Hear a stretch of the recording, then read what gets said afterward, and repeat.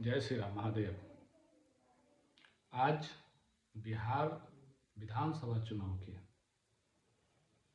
प्रथम चरण के चुनाव के पूर्व संध्या है। आज के तरीके से एक दिन पहले है।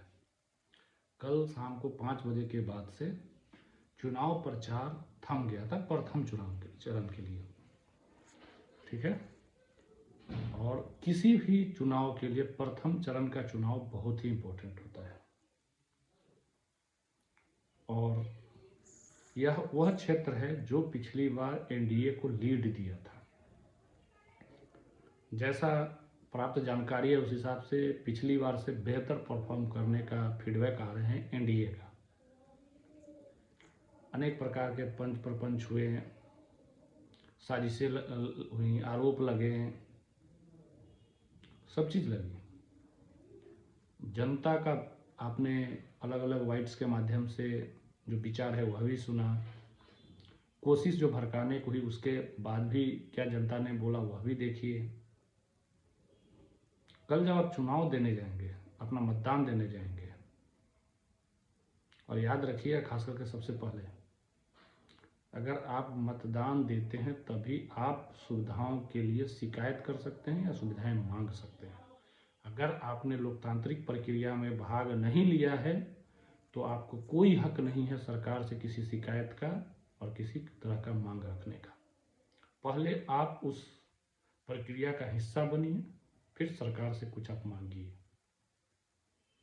क्योंकि आप जैसी सरकार चुनेंगे सरकार आपको ऐसा ही सेवा देगा। तो कल जब वोट देने जाइएगा तो एक बात याद रखिएगा, 2004 से पहले जब वोटिंग होती थी तो आपका वोट कोई और गिरा देता था। 2004 से पहले जब वोटिंग होती थी तो कैसे बूथ छापे पड़ते थे वह भी याद रखिएगा। 2004 से पहले आप जब वोट देने जाते थे तो रास्ते में कितने लोग मिलते थे, क्या क्या बोलते थे वह भी याद रखिएगा।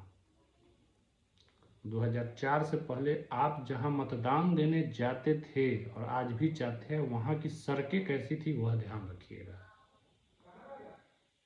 जहां आप मतदान देने जाते थे वहां पे बिजली की व्यवस्था उस बूथ पर थी या नहीं थी वह भी ध्यान रखिएगा, क्योंकि जिस मतदान केंद्र पर आप वोट देने जाएंगे वहाँ ईवीएम रहेगा जो बैटरी पर काम करे, इलेक्ट्रिक पर काम करेगा। उस समय ईवीएम नहीं हुआ करती थी, बैलेट बॉक्स होता था। और कैसे काम करता था बैलेट बॉक्स और जिन जो निकलता था काउंटिंग के समय आपको पता ही है।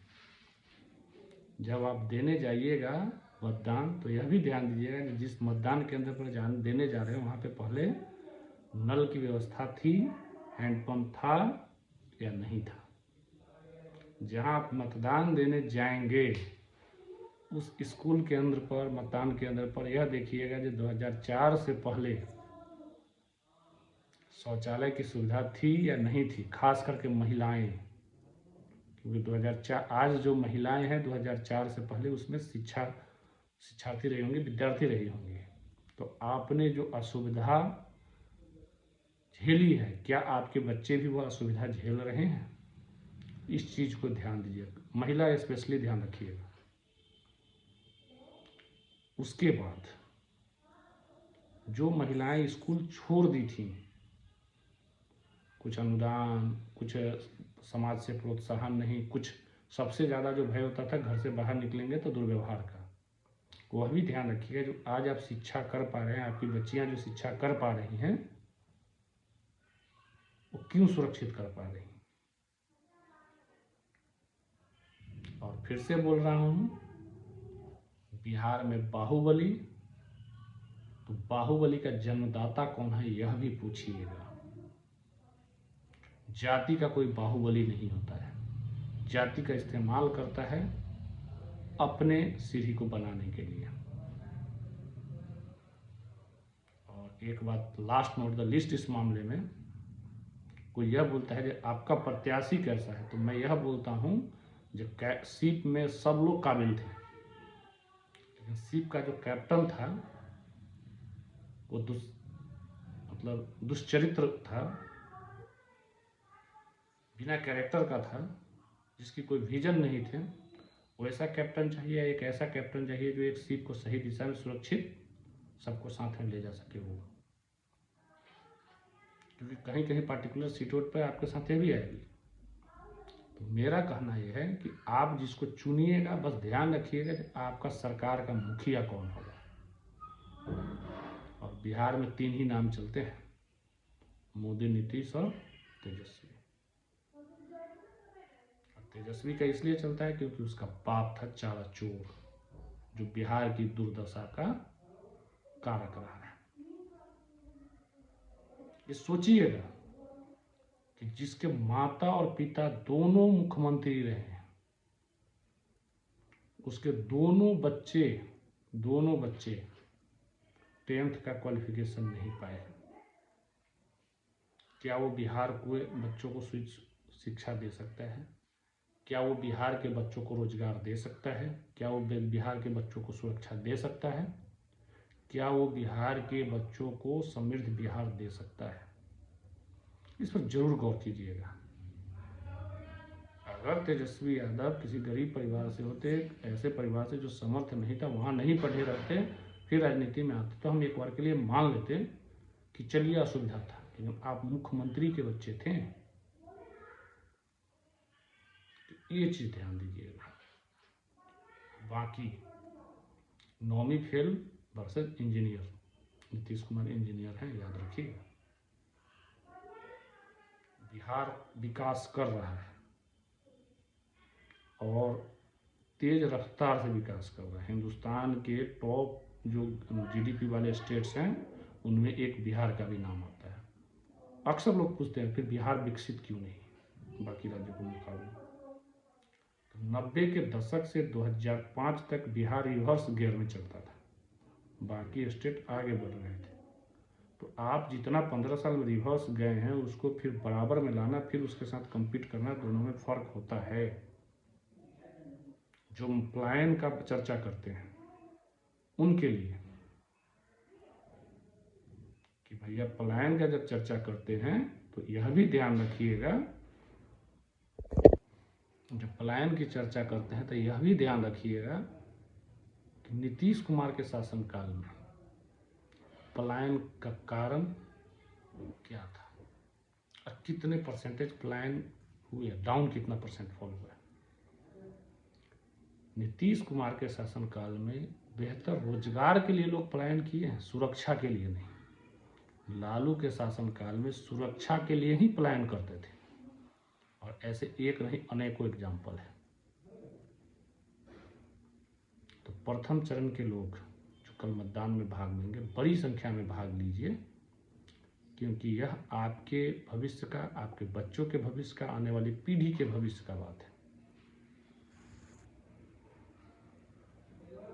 तो इसको लेकर थोड़ा सा ध्यान रखिएगा। बाकी कुछ मुद्दे और हैं। बार बार ऑपरेशन सिंदूर को लेकर चर्चा आती है। ऑपरेशन सिंदूर में बीजेपी की लेड नरेंद्र मोदी की सरकार जो है उसने अमेरिका के दबाव में सीज फायर कर दिया, जबकि अनेकों बार नरेंद्र मोदी जी, सरकार के अलग अलग विभाग के जो रेस्पॉन्सिबल पर्सन हैं उन्होंने इसका खारिज किया है। सरकार के अलग अलग स्तर पर खारिज करने के बाद भी बिहार के और भारत के, खास करके भारत के जो मुख्य विपक्षी दल है, उनका अमेरिका के लाइन को टो करना, पाकिस्तान के लाइन को टो करना, ये क्या साबित करता है? यह कभी गौर कीजिएगा। क्या वो पाकिस्तान के प्रवक्ता हैं? क्या उनको भारत की सशस्त्र सेनाओं पर विश्वास नहीं है, भारत की सरकार पर विश्वास नहीं है, या किस पर विश्वास नहीं, या भारत की जनता पर विश्वास नहीं है? जो लोग भारत की सरकार पर नहीं विश्वास रखते हैं, भारत की सेना पर विश्वास नहीं रखते हैं, क्या आप उन पर अपना विश्वास रख सकते हैं? या कभी गौर कीजिए। लास्ट नोट द लिस्ट, अगर भारत ने सरेंडर किया होता, जैसा विपक्ष आरोप लगाता है, ये अलग बात है, विपक्ष का खुद का इतिहास रहा है और किन किन मौक़ों पर सरेंडर किया वह भी बताऊंगा। तो आज तक अमेरिका ने ट्रेड डील भारत से क्यों नहीं कर पाया? ब्रिटेन से FTA हो गया है, कनाडा से लगभग प्रोसेस में है, सिंगापुर साइड से हो ही रहा है, कल बहरेन से भी हुआ है, यूरोपियन यूनियन से भी FTA लगभग ऑन कंप्लीशन है, लेकिन अमेरिका स्टेटस को। तो भाई इतने प्रभावशाली थे, इतने धमकी वाले थे, तब क्या? यह गौर कीजिएगा, आपको सब चीज़ का जवाब मिलेगा।